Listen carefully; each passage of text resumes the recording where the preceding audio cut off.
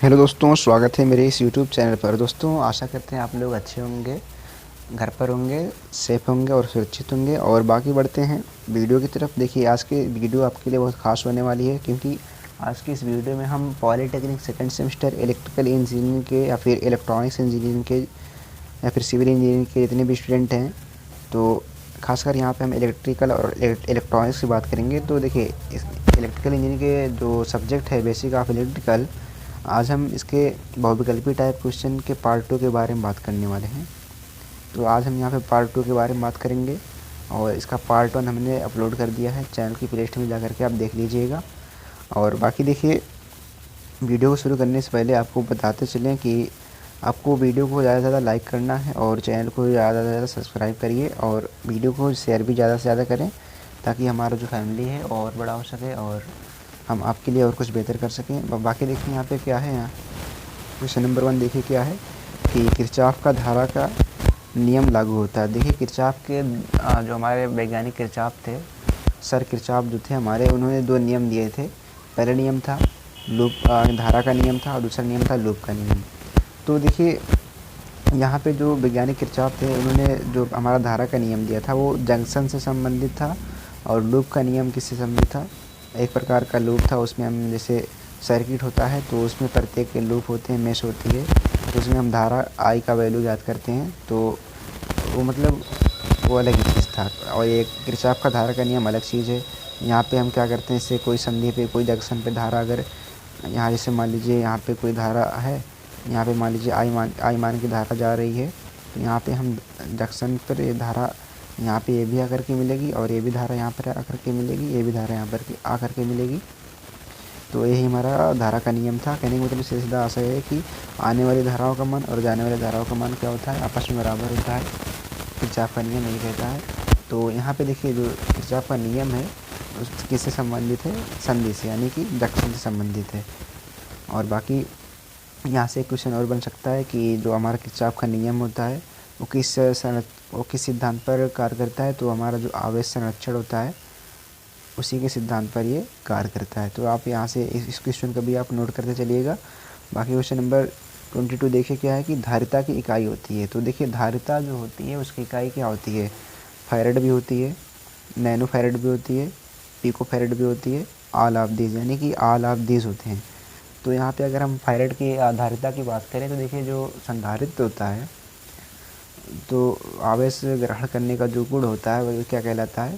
संधारित्र के आवेश के ग्रहण करने का जो गुण होता है वही धारिता कहलाता है। तो यहाँ पे धारिता का इकाई पूछा गया है, तो धारिता की इकाई फैरेड भी होती है, नैनो फैरेड भी होता है, पिको फैरेड भी होता है, ऑल ऑफ दीज होते हैं, यानी सारे होते हैं। तो आशा करते हैं यहाँ तक क्वेश्चन आपको समझ में आए होंगे। बाकी क्वेश्चन नंबर 23 देखिए क्या है कि एक सीढ़ी आरसी परिपथ जिसमें 1 किलो ओम प्रतिरोध तथा 2 माइक्रो ओम फैरेड का संधारित्र लगा है, तो समय का नियतांक होगा। तो देखिए, ये हमारा क्वेश्चन इस जो क्वेश्चन हमारा सॉल्व होगा, ये हमारा सॉल्व होगा C बराबर Q/V से। तो ये वाला फार्मूला आप जब इस पर यूज करेंगे तो आपका यहाँ पे 2 मिलीसेकंड आ जाएगा। यहाँ पे देखिए ओम 1 ओम, यहाँ पे देखिए 1 किलो ओम प्रतिरोध का मात्रक दिया गया है, 2 माइक्रोफैरेड संधारित्र का लगा है, ये चीज़ दिया गया है। तो समय नियतांक आप ज्ञात कर सकते हैं आसानी से, तो आप कर लीजिएगा। बाकी यहाँ पे इसका जो ऑप्शन हो जाएगा 2 मिलीसेकंड हो जाएगा। और क्वेश्चन नंबर 24 देखिए क्या है कि परमियंस का विलोम होता है। देखिए, जो परमियंस होता है उसका विलोम क्या होता है? रिलेक्टेंस होता है। जो हम आपको यहाँ पे परमियंस को थोड़ा बता दें, तो देखिए, जिस प्रकार से धारा के मार्ग में रुकावट कौन सा उत्पन्न करता है, जैसे धारा अगर बह रही है किसी चालक में, तो उसमें जो रुकावट उत्पन्न करता है वो प्रतिरोध कहलाता है।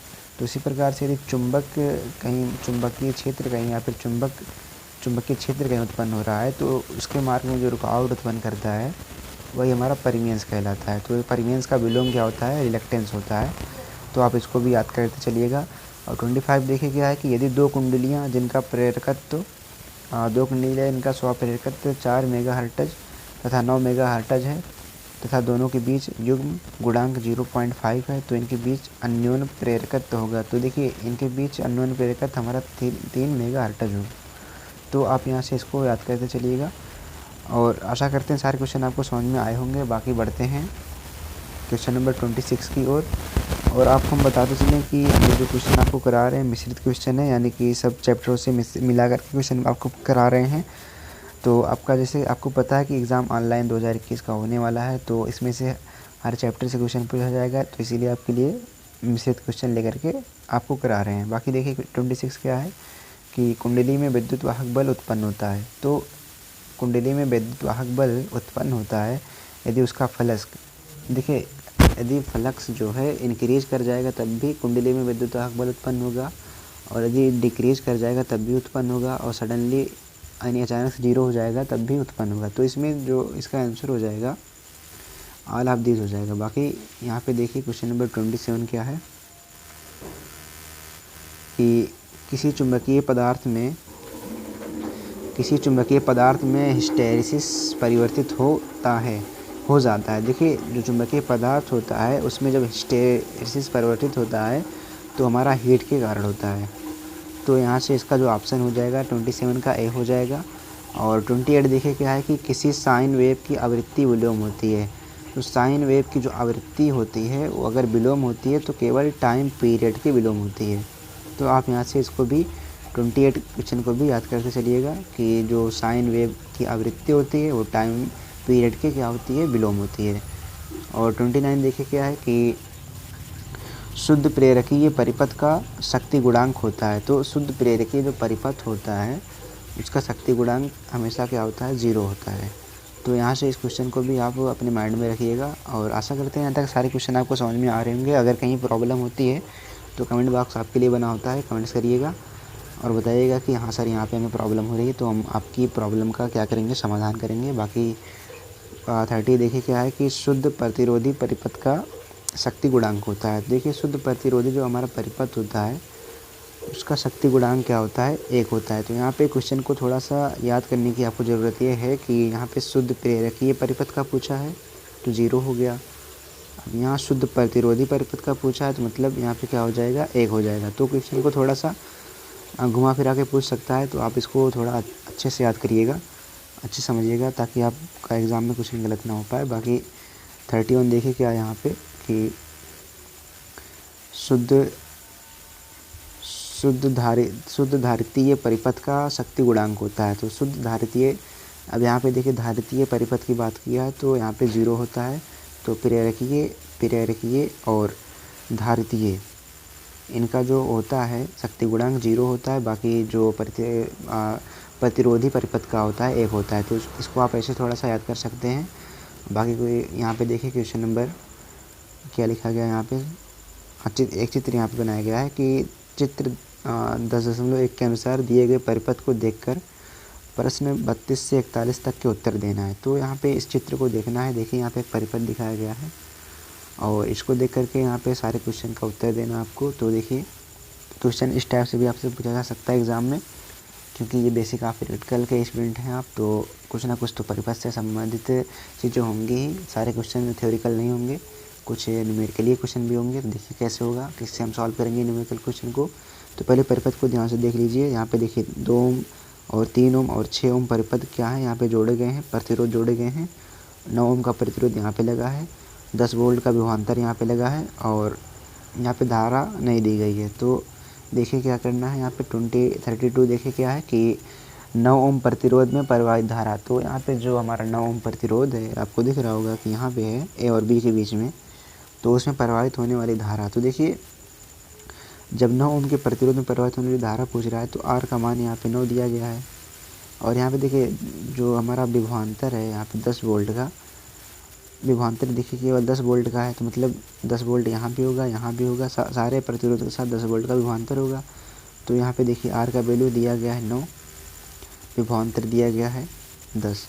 तो आपको ओम का नियम पता है कि V बराबर I इंटू आर। तो यहाँ से I का वैल्यू आप आराम से याद कर सकते हो V/R से।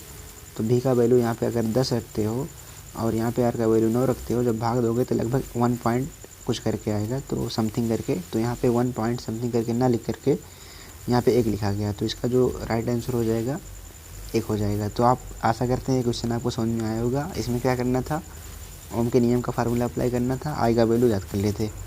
और बाकी यहाँ पे चलिए आगे देखिए कुछ क्वेश्चन है। तो यहाँ पे देखिए क्वेश्चन नंबर 33 क्या है कि 6 ओम के प्रतिरोध में प्रवाहित धारा। तो यहाँ पे देखिए जो हमारा 6 ओम का प्रतिरोध है यहाँ पे, इसमें प्रवाहित होने वाली धारा ज्ञात करना है। तो देखिए यहाँ तक हमने जो 9 ओम तक धारा ज्ञात की थी, लगभग 1.1 यानी कि लगभग 1 ज्ञात किया था। तो अगर 6 ओम प्रतिरोध में धारा ज्ञात करनी है तो क्या हो जाएगा हमारा, हो जाएगा यहाँ पे अगर हम इसको सॉल्व करते हैं बाई ओम लॉ से, ओम के नियम से, तो यहाँ पे 1/6 आंसर इसका आ जाएगा। तो आप इसको करके देख लीजिएगा।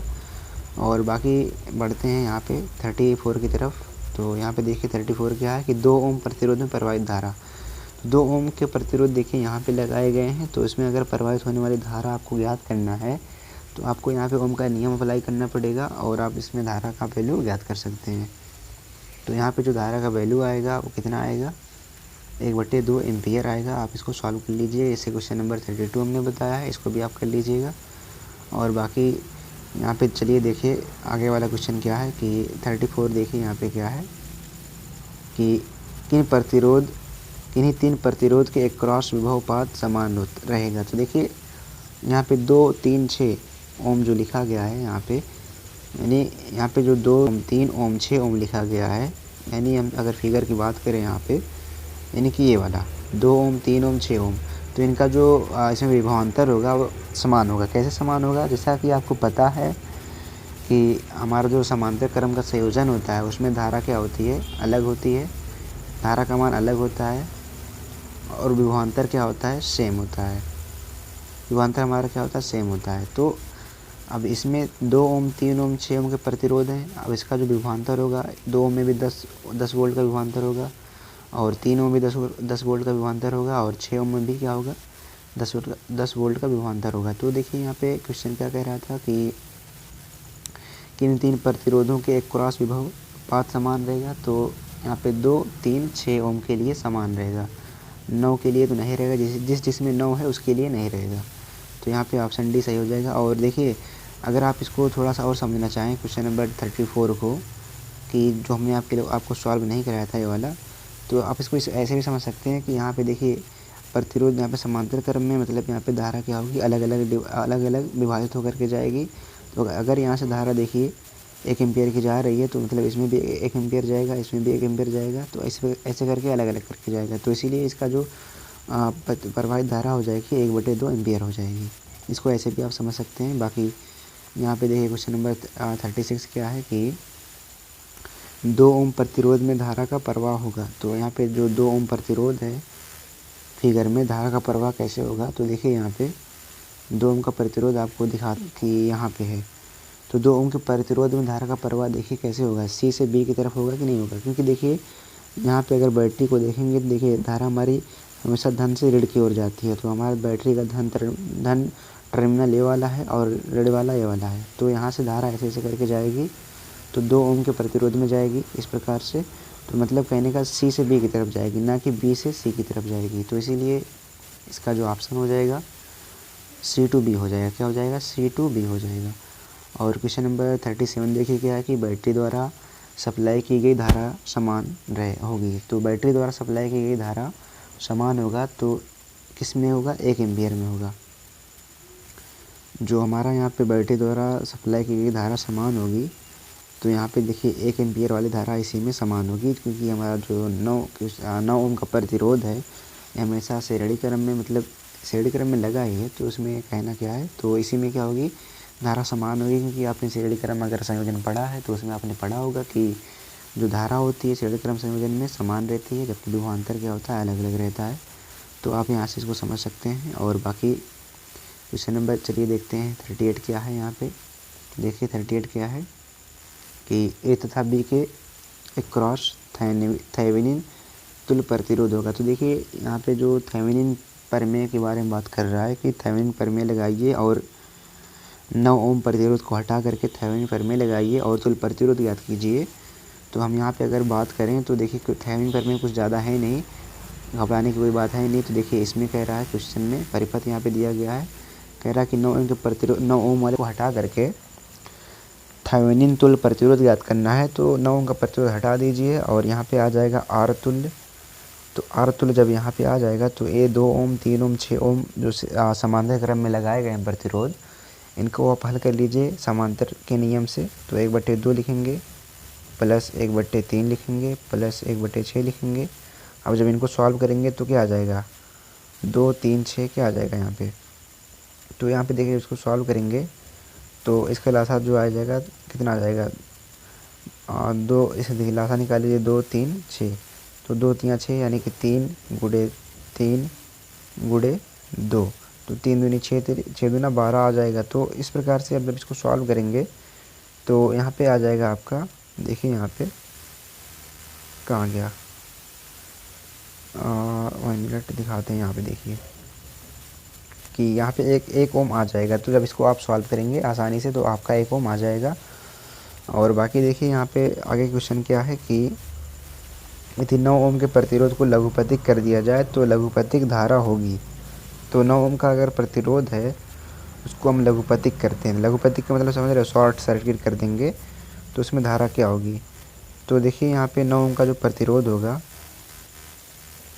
अगर यहाँ पे हम इसको लघुपथिक कर देते हैं तो इसका जो धारा होगा क्या हो जाएगा।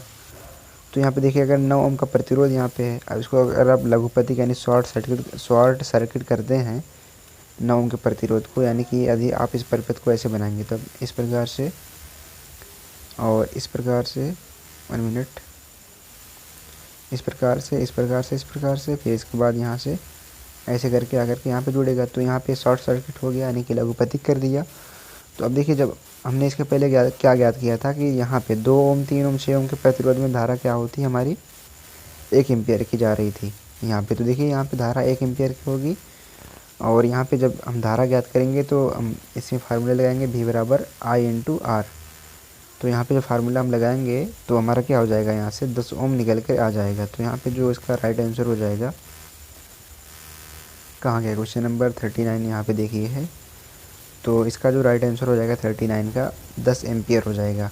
तो आप इसको यहाँ से समझ सकते हैं इसको। और बाकी बढ़ते हैं लास्ट क्वेश्चन की तरफ। हमारा जो 40 क्वेश्चन है, यदि हम 6 ओम प्रतिरोध को लघुपथिक कर दें तो जो लघुपथिक धारा होगी क्या होगी। तो देखिए यहाँ पे 6 ओम का जो हमारा प्रतिरोध है, 6 ओम का प्रतिरोध, तो यहाँ पे देखिए परिपथ में अगर हम 6 ओम के प्रतिरोध को लघुपथिक कर दें, यहाँ पे 6 ओम के प्रतिरोध को लघुपथिक कर देंगे तो हमारी धारा क्या हो जाएगी। तो यहाँ पे देखिए आपको समझा देखिए जो हमारा सर्किट होता है, जो हमारा धारा होता है वो क्या करती है, धारा की आसान रास्ते को चुनती है। मतलब धारा अगर हम इसको शॉर्ट सर्किट यानी कि लघुपथिक कर देंगे तो धारा यहाँ से होकर के, यहाँ से ना होकर के धारा कहाँ से जाएगी, धारा हमारी यहाँ से यहाँ होकर के ऐसे जाएगी। तो अब देखिए धारा जब यहाँ से होकर के जाएगी तो यहाँ पे प्रतिरोध बीच में 9 ओम पड़ रहा है और वोल्ट क्या है 10 विभवांतर है। तो यहाँ पे अगर V बराबर I इंटू R का फार्मूला अप्लाई करते हैं और यहाँ से I का वैल्यू निकालते हैं तो V बटे R आएगा।